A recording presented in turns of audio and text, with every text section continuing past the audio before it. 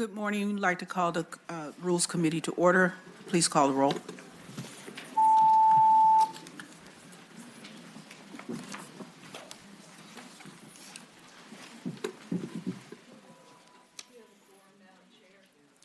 Thank you. We have a fairly robust docket this morning. We'd like to go ahead and get started with that. Senator Stewart.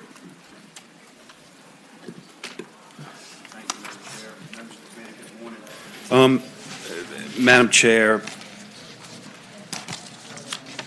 the bill that I have, I'm not sure is the language I want, and we've given some other language to Amigo. I just tell you that, but I'm going to tell you Bill 1500. Yes, ma'am. Page 6. I'm going to tell you the story, and then hopefully somebody Make it a short story. will move an amendment. I'm going to try. Madam Chair, there's an organization called the Potomac River Fisheries Commission, which operates as a result of a compact between Maryland and Virginia regarding the Potomac River. In recent years, that organization developed a program called the OMR, Oyster Management Reserve Program. And essentially what happened there was they took about 600 acres of public oyster ground. They used state money to seed it, and then they had a group of individuals pay dues to be able to take the oysters off of it. And it was only a few people who paid dues to be able to do it. Our objection to that is it's public ground and it should have been open to everybody and not just a few people. And the fact that they used public money to do this is that much more objectionable. We've not been able to find any authority in the compact between Maryland and Virginia that authorizes them to do this. The Fisheries Commission, I think, would probably tell you they think they can, but I've had the smartest people I know at both DLS and VMRC look into it, and we can't find it. We can't find any authority where Maryland's allowed this to be done. It was brought to me by Mr. Doug Jenkins this summer, who actually is a constituent of Senator McDougal's, but I've known Mr. Jenkins and his son, actually grew up with one of his sons. The information that we were able to get was hard to get, and oftentimes we had to really struggle to get it. The commissioner of VMRC's also had the same problem. We believe that there will be further investigation into this, and there will be certain consequences perhaps at the end of the day. But for now, we think we need to stop this program. And so we're trying to find language that does exactly do that. Not sure the bill that was drafted by DLS initially would do that, but I have given some language to Amigo that we think will work. Is this an amendment or a substitute? It would probably be a substitute. Yes, ma'am. So do you have the substitute, or? Thank you, Madam Chair. I don't have the substitute. I have the language for what it would be, so that you could, so that the committee could understand the concept. But I don't have the actual draft. So are we kicking this to next week? I hope not. I have a witness here. Well, we can, but I have a witness who I'd like to testify. If we need to take it to next week, that's fine. Okay, let's hear your witness. Thank you, Madam Chair. Mr. Jenkins.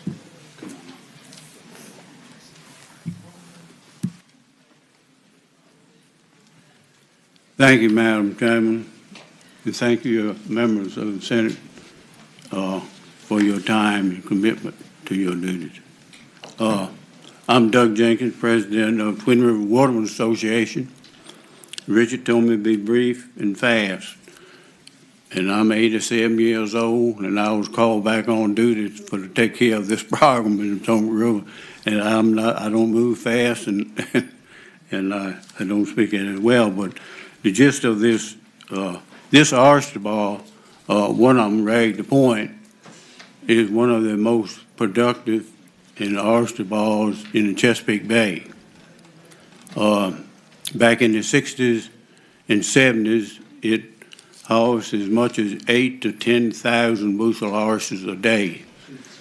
And there were at least 200 tong boats working that ball, and there was 3 or 4 people to each boat. During the 80s, demo and MXS is an oyster disease that wiped out the lower part of the river, Potomac River. And during this time, it's slowly struggling to replenish itself, but some of the bars down below this bar has done that already. And we want this bar protected. And this regulation that the commission passed back in 2012 allowed a small group to harvest oysters on there. And what they're doing, they're taking the brood stock of a disease-resistant oyster off of that bar now while they're working it. And they're the only ones working it because it's a sort of a group that they've paid fees into. But it's a valuable bar to the lower part of the river for its survival and replenish these oysters. Since April, I've been trying to convince the commission the importance of that bar, and two of the commission members in the organization in OMR, Oyster Management Reserve, and they vote on these issues, and they shouldn't be able to, legally, they shouldn't be able to vote since they're a member of that organization. And we need the bar back to the general public, but for now, for it to be closed to everyone. Each bushel of those disease-resistant oysters is capable of producing 11 billion eye larvae, which is spat, that needs to be there for the bar to grow it again. Like I told you, I know that bar from one end to the other. I've been working on the water since I was 12 years old. I've seen the bar die off before, and then it would come back. But it will never come back as long as that group there taking those disease-resistant broodstock oysters off it.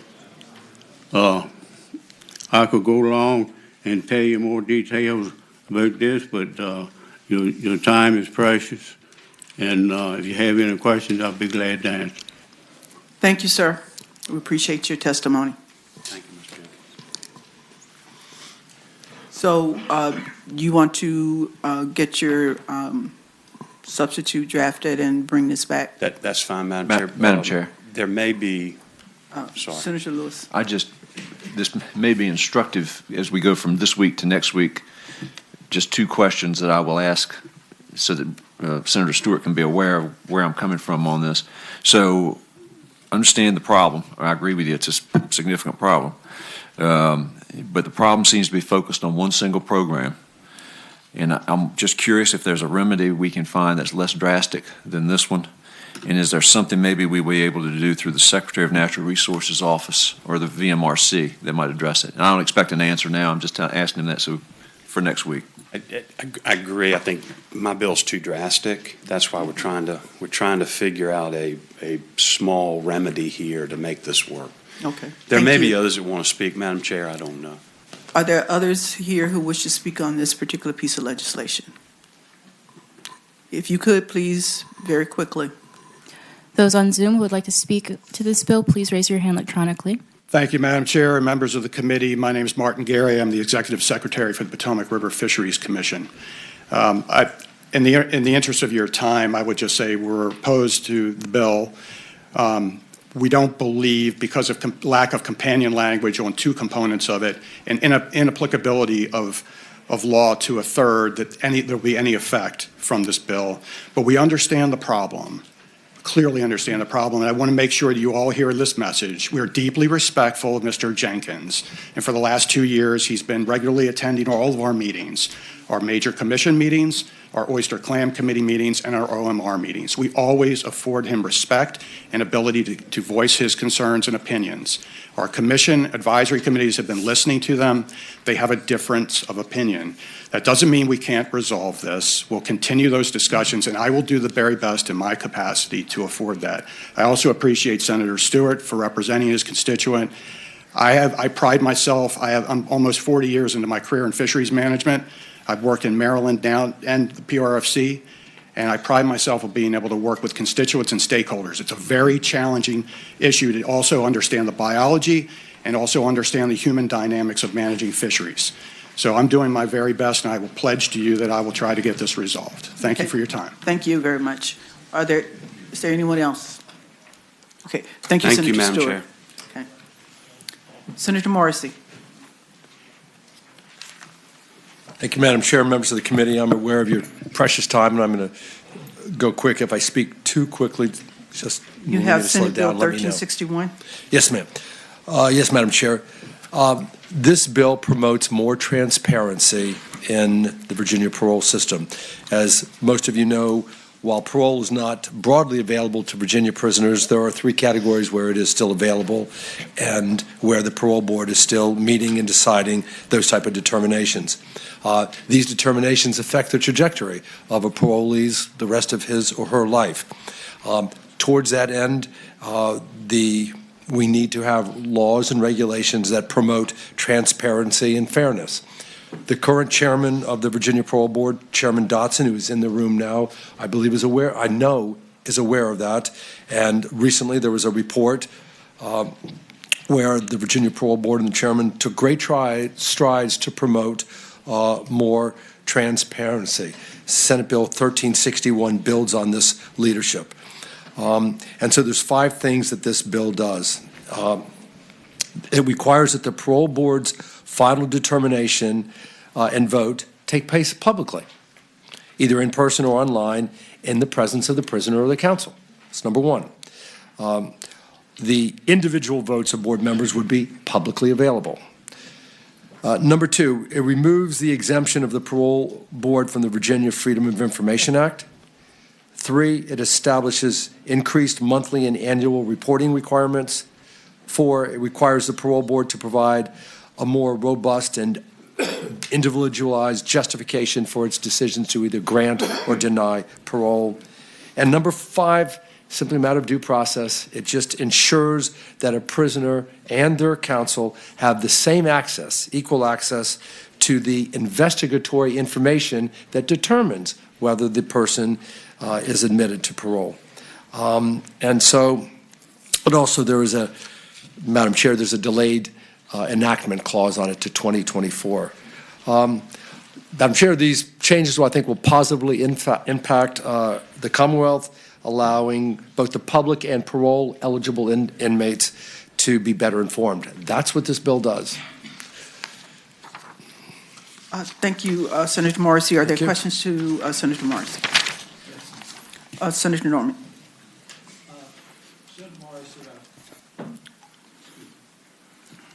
There we go. I appreciate your 5-point summation of it. Have you eliminated the provision on the reconstitution and the expansion of the board? Yes, it has been. That has been withdrawn. Okay. And my second question, sir, is in the original bill, there was a provision with a mandatory language shall provide inmate steps the prisoner may take to improve the likelihood of being granted parole at a hearing, et cetera. Is that provision still in the bill? May beg your pardon for one moment.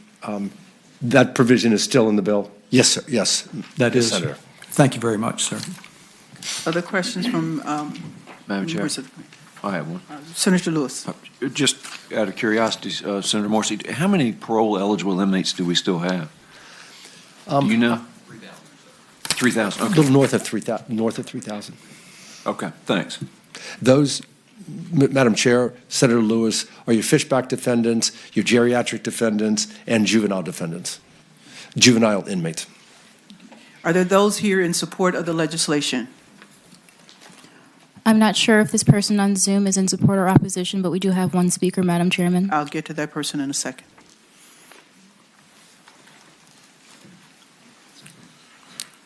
Good morning, Madam Chair, members of the committee, Sean Winetta speaking on behalf of the ACLU of Virginia. Worked very hard to craft this legislation. Obviously, this has been a point of focus for a couple of years now, even as recently as the last 48 hours. Advocates in the space have been seeking transparency of this nature for many, many years. I would suggest a generation, and we believe this bill is a positive step in that direction. And we're certainly willing to work further. We got a lot of information from the board. They were very helpful in sort of helping give us information so we could work on a bill with Senator Morrissey and other stakeholders. So we do support the bill. Hope that it'll be the will of the body to report it out. And of course, we're happy to make any work on amendments to try and make the bill better as well. Thank you. Madam Chair, Ben Knotts with Americans for Prosperity. We think we support the bill. We think transparency is essential. This bill does that. Again, if there are some friendly amendments that could be made so that everybody could get on board with this, we would encourage that and are excited to see progress. Thank you. Thank you. Madam Chair, members of the committee, Chad Dotson, Chair of the Virginia Parole Board. The administration does not take a position on this bill this time. We are eager to work with this body, with the Senate, on furthering transparency of the Parole Board. We've been very clear about that. We are currently engaged in a review of the structure of the Parole Board, and would like to handle it in a longer session next year, but we take no position on this bill. Thank you. Those in opposition? I'll take the person on Zoom. David Jimenez, please unmute and provide your testimony now. Sure. Good morning. My name is David Jimenez, and I'm here on behalf of Prison Fellowship, the nation's largest Christian nonprofit serving prisoners, former prisoners, and their families, and a provider of programming at over 5 prisons in Virginia. Really proud of this bill, grateful for the leadership of Senator Morrissey and Reeves, and the opportunity to build on the great work that Chair Dawson has done in his new role at Virginia Parole Board. So proud to support this bill, and would just make a quick note based on the question that emerged earlier, that the recommendations would be non-binding. Quickly make your remarks. Yes. Okay, thank you. Yes, so just the final note would be that the recommendations the parole board would give to someone who was denied parole to improve their chances are non-binding upon the board. Mr. Morrissey, do you realize that there is a fiscal impact of up to $958,000 on your bill? I didn't know it was that much, Madam Chair, and if you're suggesting it has to go to finance, I understand that. Okay. Thank you. Madam Chairman. Second. Madam Chairman. Senator McDougall. Just in looking at the substitute, I just want to check. I see that there's language in that specifies things like risk assessment and focus on the individual that is up for review. Is there anything requiring ascertaining information from victims or their impact or continued thoughts in those in that review as well? Senator, Madam Chair, and Senator McDougall, I don't believe the bill requires getting additional information from the victims. Is that correct? Just kind of a. There is not additional, in addition to what's already in the code, there's not additional provisions there. Does that address your concern? Madam Chairman, I just want to, a lot of this I like, and this is better than the original version, but there's still concerns I have to make sure that this process is not just focused on one direction, but also includes the victims. And we certainly saw this week that that has not occurred, and so I want to make sure there's some additional steps going forward. So I'm gonna vote no today, but I want to continue to work to see, because the openness that you laid out, I think, is very positive, but making sure that victims are able to have their voices heard, which they have not been having, is really crucial as well. Madam Chair, Senator McDougall, I answered your question that there wasn't any other guardrails in this, but as you know, right now, at a parole hearing, there are many, many steps that allow the victims during the process to participate, and that is why there are no additional mentions in the bill, but they are very involved in the process. Madam Chairman. Senator McDougall. I saw a report this week that indicates that on a number of situations that has not occurred. So I want to make sure that that will occur going forward. So all information is present before decisions are made. There's a motion to report and re-refer to finance. Is there a second? Senator Norman. Madam Chairman, and I appreciate you moving along. I'm going to vote against the bill today. I am concerned if this language remains in there, requiring shall provide inmate steps the prisoner may take to improve his likelihood of being granted parole at the next hearing, and shall at the next hearing consider whether the prisoner has taken those steps. My issue is that you are codifying that in the Code of Virginia, and that by codification is enhancing the level of due process, and I'm not ready to go that far at this point. Thank you, Senator Norman. The motion is to report and re-refer to finance. All those in favor, please vote aye. Those opposed, no.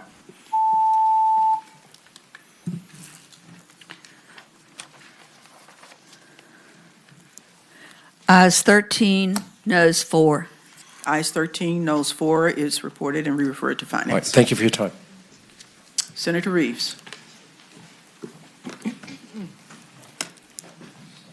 Thank you, Madam Chair. This is Senate Joint Resolution 261. Madam Chair, this has to do with the feasibility of establishing the Virginia Gaming Commission, and I believe we have to roll Senator McPike's bill into this. I think it's made it over here, and I will make that request on behalf of 1143. and list him as the chief co-patron if we can.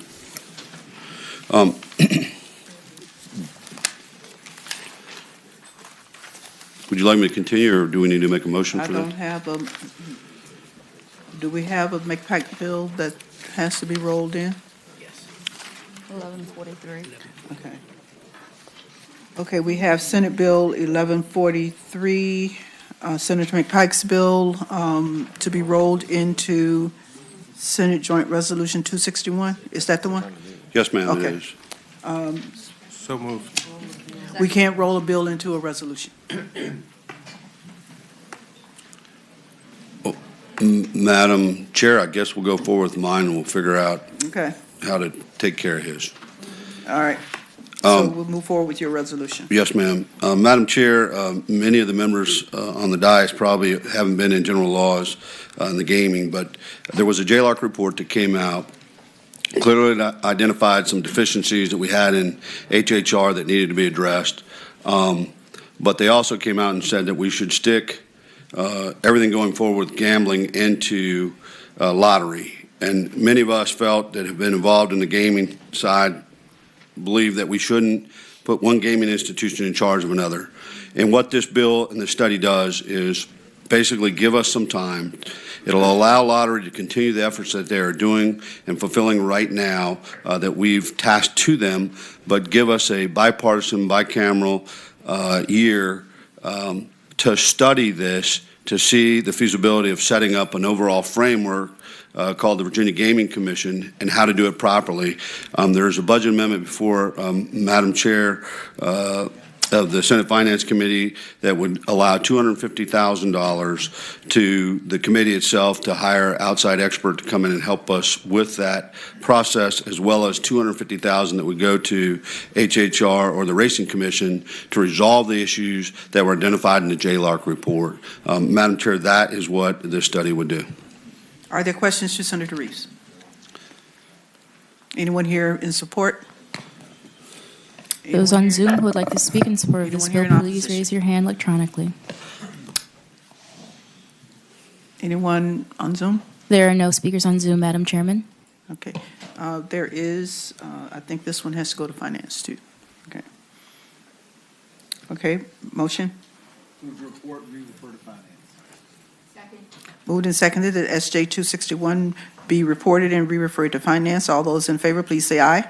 Aye. Those opposed? Okay. Thank you. Okay, Senator McClellan.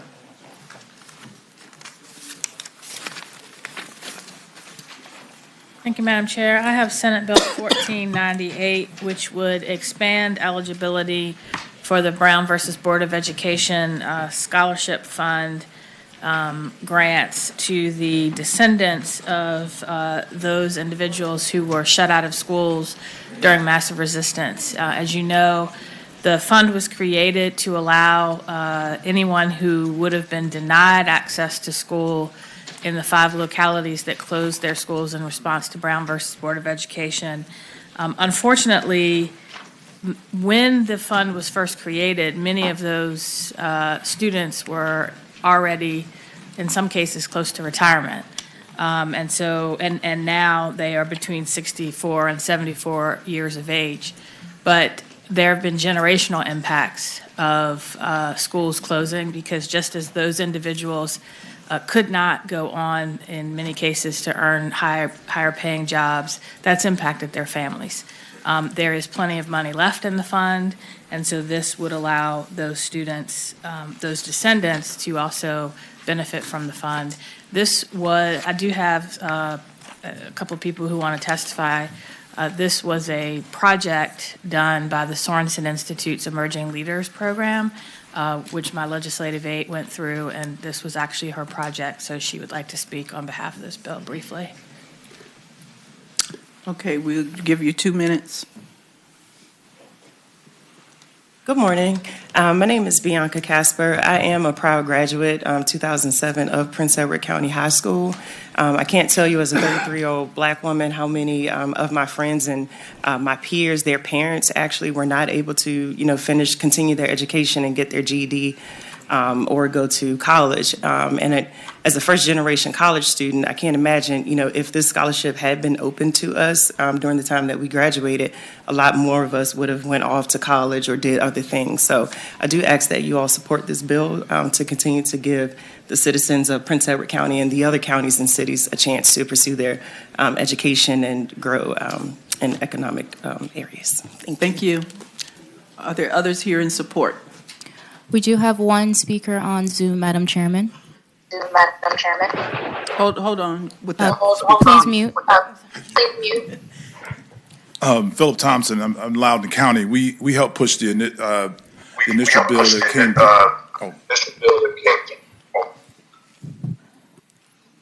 Please keep your cameras muted, please, while in-person testimony is continuing. Yeah, we pushed for the initial bill that had for the people that came out of descendants of UVA, and we think this is also an appropriate measure, and we hope that you support it. Thank you.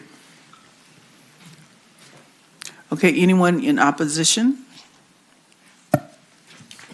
Okay, we'll take the person on Zoom. Ty Mallory, please unmute and provide your testimony now. Provide your testimony now. Ty Mallory on behalf of the Virginia NAACP, and we support the bill. Okay. Justin Reed, please unmute and provide your testimony now. Hi, my name is Justin Reed, and I'm here representing the families who served as plaintiffs in Griffin versus Prince Edward County, the Supreme Court decision in 1964 that ruled massive resistance unconstitutional, and we wholeheartedly support the passage of this bill, and I'd like to thank you all in advance for your unanimous support as well. Okay. Lastly, Ken Woodley, please unmute and provide your testimony now. Good morning. I'm the originator of the Brown versus Board of Education Scholarship Program. It was a God-given idea that came to me February 18th, 2003, and I took it to the General Assembly members. And it was always a part of the original plan to include children and grandchildren, the descendants, because of the generational impacts. So this is allowing us to achieve a 20-year goal. The AG told us that we could not back in 2003, but now the ruling in 2015 does allow us to do it. Something devastating happened upstream, and it's still in the river, and the generational impacts are clear. And this won such bipartisan support in 2004 when it was created, passing the Republican-controlled House 94-4, and in the Senate 36-0. So an overall vote, 130 yeas to 4 nays. And this is about all of us as Virginians. It's not a partisan idea. It's not a Republican or a Democratic idea. It's something for all of us to do as Virginians, and I thank you. That completes the Zoom testimony, Madam Chairman. Thank you. It's been moved and seconded that Senate Bill 1498 be reported. All those in favor, please vote aye. Those opposed, no. 17, noes, 0. Ayes 17, no 0. The Thank bill you, Madam- passes. Thank you, Madam Chair. Senator Boysko. Good morning, Madam Chair and members of the committee. Today I have SJ 274, and it is a resolution apologizing for the unethical use of black bodies by medical institutions, acknowledging our profound regret. My constituent, Philip Thomas, brought this to my attention. In the 1800s, medical practitioners at the Medical College of Virginia are known to have acquired remains for instruction in anatomy and surgery by way of employing grave robbers to dig up recently buried bodies buried in black cemeteries. Further, in 1994, while planning for new construction at the Medical College of Virginia, the East Marshall Street well was discovered with remains of at least 53 individuals who had been disposed of, most of whom were African or of African descent, 9 of whom were children under the age of 14. And additionally, as late as 1968, the Medical College of Virginia determined that a black laborer with a severe head injury would not survive. And led by Dr. Lower and Dr. Hume, they used the patient's living organs in the very first human-to-human heart transplant in Virginia and in the American South without knowledge or consent of the patient or his family. And the family was made aware of the transplant when the undertaker, having prepared the body for burial, told him that his heart and kidneys had been removed. You know, we have decency where we treat our community members with dignity and respect and ask consent when we are using the organs of people who have been deceased. And this has not been the case. And to paraphrase a theologian, Richard Rohr, you cannot heal wounds that you don't acknowledge. This is the resolution that I bring forward to try to express our profound regret that this happened to members of Virginia. Are there questions to Senator Boysko? Are there those here in the audience in support of the resolution?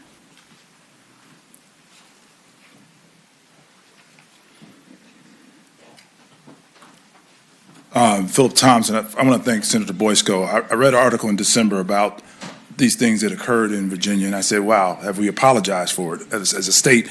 And so I approached my delegation out of Loudoun County who would support it, and Senator Boysko stepped up and wrote this excellent bill and resolution, and I think it speaks for itself as far as the impact. And the other day I was sending out emails to different people saying, hey, can you support this? And found that one of my colleagues in the NAACP, the NAACP chair in Portsmouth, that was his cousin. So this isn't like something that happened yet long time ago. This is still resonating in our community, and I think we saw the impact with the distrust of African Americans when the COVID vaccine first came out, and people were real concerned about was this something to get us.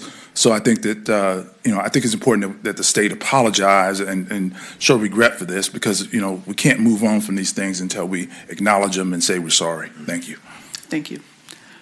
Anyone here in opposition? Okay. I'm Jesse Frierson from the Richmond area. I saw a video that was done by Sean Uzi at VCU a number of years ago. And in that video, as a grown man, I could only cry for what went on. And my friend Philip Thompson, as well as the senator, fully are in favor of this bill. Fully in favor. Thank you all very much. Thank you. Appreciate it. Anyone else in support? Anyone here in opposition? Anyone on Zoom? We have one speaker on Zoom, Madam Chairman, Tyee Mallory. Madam Chairman, Tyee Mallory. You can unmute now and provide your testimony. Thank you. Thank you. Tyee Mallory with the Virginia NAACP, and we support the bill. Thank you. Madam Chair, I move that we report Senate Joint Resolution 274. Second. Moved and seconded that Senate Joint Resolution 274 be reported. All those in favor, please say aye. Aye. Those opposed? Your resolution is reported. Thank you, Madam Chair. Thank you. Senator Hackworth. Thank you, Madam Chair, members of the committee. This is a continuation of our efforts, Senate Joint Resolution number 258, to deal with the issue of the gob piles that is in Southwest Virginia that is affecting our area. And this is a study that would, on lines 39 through 43, this is a substitute. I guess we need to move to approve the substitute. I'm sorry. Moved and seconded that the substitute be adopted. All those in favor, please say aye. Aye. Those opposed? We have the substitute. Thank you, Madam Chair. Sorry about that. So on lines 39 through 47, basically it's saying that the Department of Energy shall convene a work group of stakeholders featuring representatives from state and local governments, investor-owned utilities, environmental organization, the waste coal reclamation industry, and others deemed appropriate by the department. The department shall hold at least one public meeting, shall create a mechanism to receive public comment for consideration during the study. The department shall examine various use case scenarios ranging from the capping all existing waste coal piles in place to combusting all materials at VCHEC or other approved facilities. Each scenario considered by the department shall contain an analysis of the direct and indirect economic and environmental benefits of that particular scenario. Last year, the study bill that we authorized did the volume and the quantity of these piles. Now, this year, we're asking to do a study to see what that it would cost, the fiscal impact that it would cost the state to actually clean these piles up either by capping them or dispose them in approved facilities to be able to burn them. So that's the essence of this. There is a fiscal impact, and it would need to be referred to finance. DOE said they do have probably some money to do some of this study, maybe a little bit smaller scale, and they can talk to that if they need to. But we'll need to get that worked out before it goes to Senate Finance. Okay. Are there questions to Senator Hackworth on this one? Those here in support? Anyone here in opposition? Those on Zoom? Oh. Okay, need a motion? Moved and seconded that Senate Joint Resolution 258 be reported and re-referred to Finance. All those in favor, please say aye. Aye. Those opposed? Thank you, Madam Chair, okay. members of the committee. Okay, Senator McPike.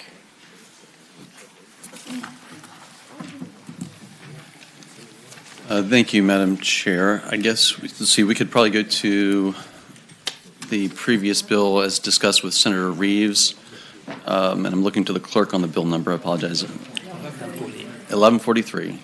I guess an appropriate motion would be to strike if it's not rolled in.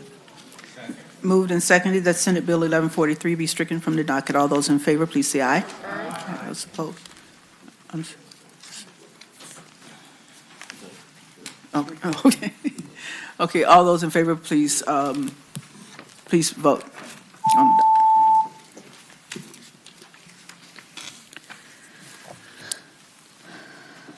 17, no, 0. Aye, 17, no, 0. So that bill is stricken. Thank you, Madam Chair. And speaking to the stricken bill, just briefly, I do support the efforts to study.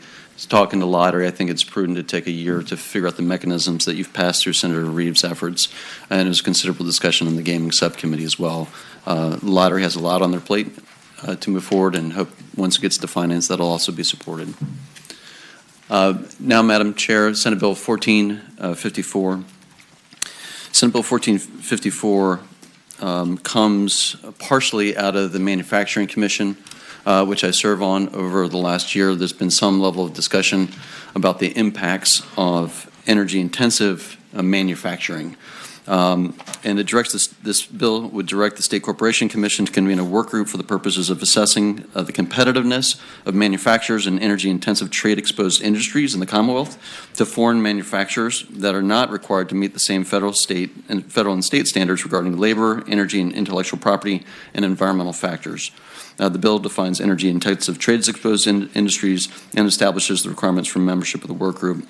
The work group is required to report its findings and recommendations to the chairman of the House Committee of Commerce and Energy and the Senate Committee of Commerce and Labor no later than December 1st of 2025. This is a fairly complex issue. There is a companion bill, not a companion bill, but a alternate bill in the House which establishes a pilot with expense. This is kind of a complex issue, which is why I've taken a study approach to it. There is a budget amendment associated with it, but we do want to make sure we remain competitive in manufacturing. We do understand that there are outside competitors that don't have our standards and our issues, and we want to make sure we understand those impacts prior to doing a pilot, Madam Chair, and so that is the bill. Thank you, Senator. Are there questions to Madam Senator? Chair, Senator Peterson. I like this issue, and I appreciate the senator drawing attention to it. Can you give me an example of an energy-intensive, trade-exposed industry? Madam Chair, anything involving high uses of energy, whether electricity or natural gas or others in the manufacturing process, whether it be carpet manufacturing like Shaw Manufacturing in Glasgow, to many other different examples like that that have high uses of energy all across Virginia. Those sort of things, there's a lot of investment, huge amount of impacts, and like I said, it is a complex matter involving a cross-section of manufacturers in Virginia. Other questions? Those here in support? Those on Zoom who would like to speak in support of this bill, please raise your hand electronically. I do ask that you stay muted until public testimony in person is completed. Thank you. Good morning, Madam Chair, members of the committee. My name is Blair St. Ledger Olson. I'm Legislative Director with Climate Cabinet Action. Virginia's transition to clean energy economy 2 minutes for everybody. is good for our climate, public health, and economic growth. Clean energy is bringing companies like Lego to the Commonwealth, but we do want to ensure that manufacturing is supported alongside of this transition and is moving alongside of this transition in line with the policies set forward in the Commonwealth. So we thank the patron for bringing this legislation, this common sense approach, and we do hope you'll support it today. Thank you. Good morning, Madam Chair, members of the committee. Zach Lemaster with Gentry Locke here on behalf of the Advanced Energy Union, United, used to be Advanced Energy Economy. We're here in support of the bill. We represent an association of businesses that are obviously focused on creating jobs, lowering energy costs, and obviously creating a greener economy. Thank you. Thank you. Madam Chair, members of the committee, Chris Layham, Virginia League of Conservation Voters. Since the Clean Economy Act has passed, the largest energy users and emitters have sought to be carved out of the policy. We don't think that residents and small businesses should be expected to meet our emissions goals with them on the sideline. That said, this has been an issue that's been brought before this body every year. And so we think, hey, if there's a symptom, let's get a diagnosis and then let's prescribe a cure. That's what this bill does, allowing the SEC to convene a work group with stakeholders, including the environmental community as well as industry. And we think that the existing bill or the House approach is not one that should be supported because that bill would risk shifting the legislative landscape and creating market uncertainty. It would prescribe a cure before getting the diagnosis. And we believe that a small pilot would pick winners and losers, not only among large corporations that would be potential candidates for this pilot, but would provide them a competitive advantage over small businesses and anyone else who's not considered in that pilot. Accordingly, we oppose the bill. That was supposed to be in support. There are no speakers on Zoom, Madam Chairman. Okay. All right. Okay, those in opposition? Okay. Okay, anyone on Zoom? Okay. All right. We know what you mean, Chris. I think this one has to go to finance too. Yes, this has to go to finance. Move to report and refer to finance. Second. Moved and seconded that Senate Bill 1454 be reported and referred to finance. All those in favor, please vote aye. Those opposed, no.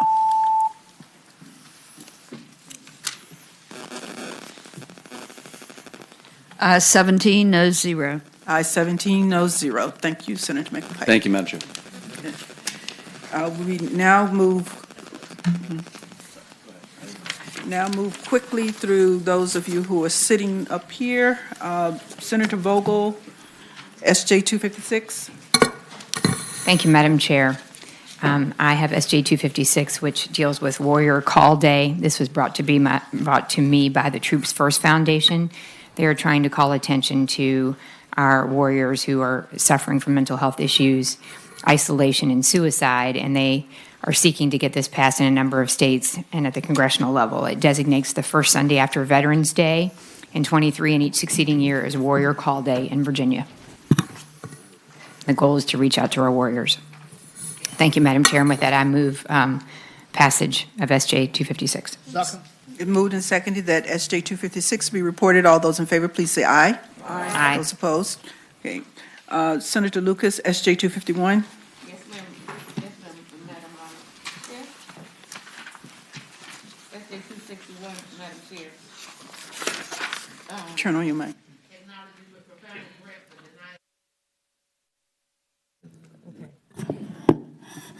Madam Chair, SJ 251 deals with Black World War II veterans, acknowledging with profound regret denial of benefits under the GI Bill.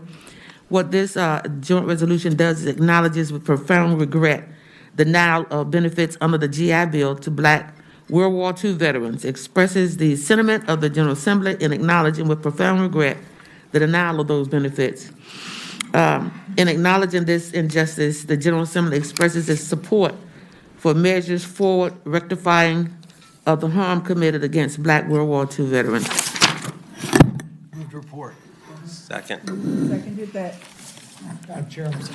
Senator Norman. Thank you very much. Reading the bill very quickly, and there, towards the end of it is the word of rectification. The General Assembly expresses support for measures towards rectification. I would inquire of the Senate, what is that a euphemism for? Council, could you please give us clarification? Thank you, Madam Chairman. I think this was meant to track the language that was used in the lynching resolution. I think it's looking at ways to address that harm from an overall standpoint. Madam Chairman. Senator Norman. Is that intended to be a synonym for an expression that Virginia should engage in reparations?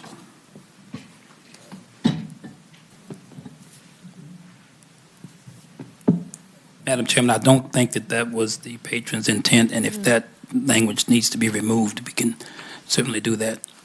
Thank you, amigo. Appreciate it. Additional questions?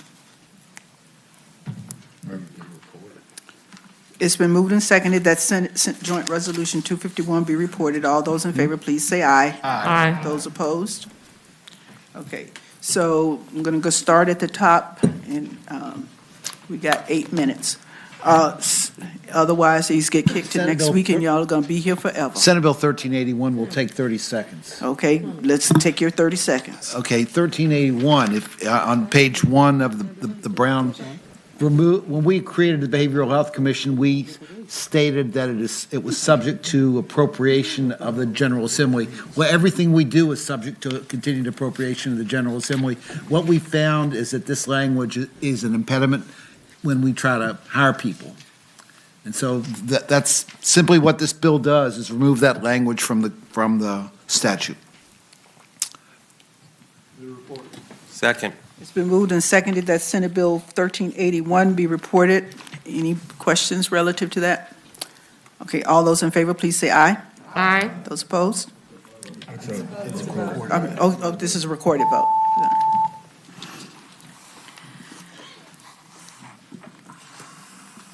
What happened to chat? Okay. 16, no, 0. Ayes 16, no 0. Senator Norman, I see some people here on yours, so we'll take up SB 1412. Thank you very much, Madam Chairman. What this bill does, it's dealing with the 250th commemoration on it, and as you know, we have been working on this for some time and are blessed with the leadership of Cheryl Wilson on this, and a number of us have been working on it, and I have a substitute, I think, that is before the body that I would respectfully move be adopted.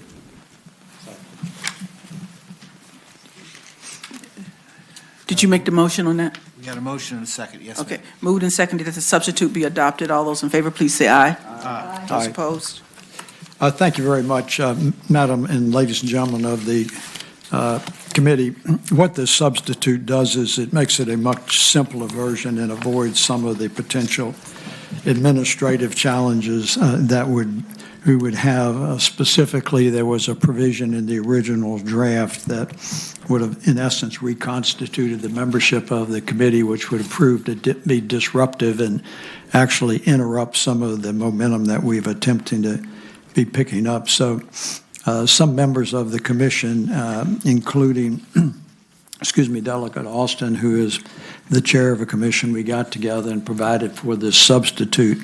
And basically, the only thing that the substitute does now at this time, it does preserve all of the other remaining provisions of the bill, however, consistent with what we did in 2007 and 2019, which I'm intimately familiar with and still lose sleep over sometimes.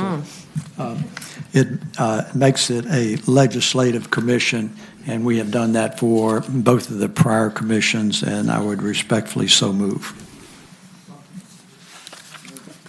Okay, it's been, Chair, I have a question. Senator Edwards. I have a question. Does it say when the American Revolutionary War began and ended? I don't see anything in here about that. Madam Chair, I would say that everybody knows it began in 1774 at Point Pleasant. That's a good. That's a good question. Senator Edwards, I appreciate your inquiry, but I would say no, and I think I learned that in the fourth grade Virginia history. No, but it's a serious question. I mean, 1775. I mean, when? I don't think that's the purpose of this legislation, Senator Edwards. All right, fine. Okay, it's been moved and seconded that Senate Bill 1412 be reported. All those in favor, please, as a substitute, all those in favor, please record your votes. Just kind of happened. It just sort of happened. 16, no, 0. Ayes 16, no 0. That's reported. Yes, Senator Sasslaw was there. Okay, so it is now 10:57, and we have Senator Favola, Lucas, McDougal, Barker, Madam Chairman. Eben left, and so we can either. That mine will not take any discussion. It just is switching the Rappahannock River Basin Commission to realign with redistricting starting next year. Just the membership of the eligible jurisdictions. So move. Second. Moved and seconded that Senate Bill 1262 be reported. All those in favor of Senate Bill 1262, record your votes aye or no.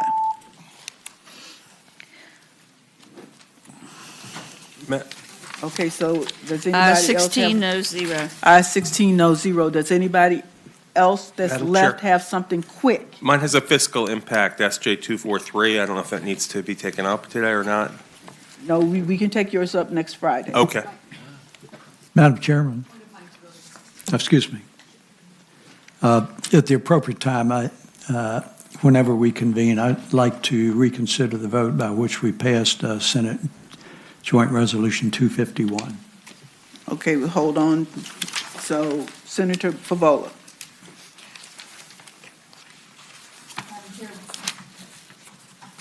I'm happy to defer and go for the reconsideration vote. I have a very quick Section 1 bill, Senate Bill 848. Let's do the reconsideration first. Sure. Madam Chairman, I didn't mean we had to do it at this point. If Senator Favola wants to go ahead with her bill, I just wanted to do it if we were going to carry things over to next Friday, that's all. Okay, so Senator Favola. Thank you, Madam Chair. Senate Bill 848, it's a Section 1 bill. It directs the School Modernization Committee to come up with strategies and to identify places that school systems can get technical assistance should they want to substantially renovate a building or build a new building in employing energy efficient standards. That's it. That's my bill. Are there any questions to Senator Vivola on 848? There's Move no approval. fiscal impact. It's been moved and seconded that Senate Bill 848 be reported. All those in favor, please vote aye. Those opposed, no. Okay, that'll be our last one. Everything else will go to next week. Senator Norman. Senator Deeds was helpful. Actually, we haven't taken a vote to reconsider that bill to carry it over, and so consequently, I don't want it to be referred to finance until I can make the motion on it. Which one? 251. 251. The vote on 848 was 16-0. Okay. Aye 16, no 0. So Madam that's Chair, reported. Senator Saslow is asking me a question, and I think Senator Norman has maybe some issues with one word that might have been misinterpreted as reparations. So Am I correct? SJ 251 wasn't going to finance. It was just reported to the floor. It was reported to the floor. The only thing I want to do is remove that one word. I think, Madam Chair, if I'm not mistaken, amigo, was that amendment made? Okay, then. No, ma'am, it was not. Okay, we can amend that on the floor then. Do you want to wait to do that on the floor, or you want to do it now? I would rather do it now, thank you, Yes, ma'am. let's do it now. So let's reconsider. Having voted on the prevailing side, I move that we reconsider the vote by which we reported SJ 251. Okay, the motion is to reconsider the vote by which SJ 251 passed. All those in favor, please say aye. Aye. Aye, those opposed. Okay, it's back before us. Okay, Madam Chair, I think if council would share with us what the one word that needs to be deleted. Thank you, Madam Chair. I think that the appropriate thing to do would be to strike that sentence because the sentence is together. So what would happen is on line 47, after veterans, you would strike the remainder of line 47 and line 48 up to semicolon and.